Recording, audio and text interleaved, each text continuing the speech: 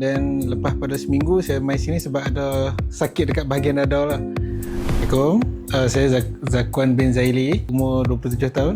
Saya masuk sini sebab saya nak buat check up lain untuk accident. Sebab sebelum ni saya accident, lepas tu saya ada admit dekat Hospital Sultan Bahiyah. Dan lepas pada seminggu saya mai sini sebab ada sakit dekat bahagian dada lah.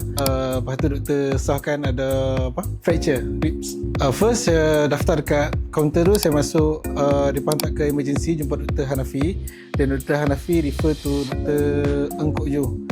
Untuk Dr. Hanafi, the best lah. Memang the best lah sebab dia cerita detail, kita cerita kat dia, lepas tu dia feedback dia pun kat kita pun terbaik lah. Lepas tu refer to Dr. Ng Kok Yew, like the best juga sebab kita faham, kita dapat detail, kita dekat ribs yang bahagian mana yang saya crack tu, fracture tu. Lepas tu dia cerita habis lah, dia tanya okey ke tak apa. Lepas tu dia main macam dia main melawat dekat ward pun, dia tanya okey ada apa-apa lagi ke apa ke yang diperlukan lah. Ini first time, saya first time dengan Dr. Ng, tapi overall memang the best lah.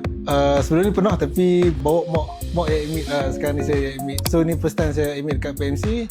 Facilities semua the best sebab semua ada orang akan carry kita. Okay, kalau macam kita tak tahu pun, okay, dia pakai tunjuk.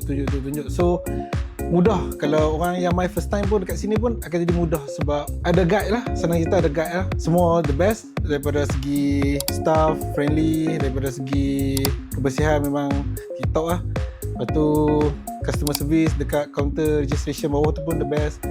Overall tu memang mantap.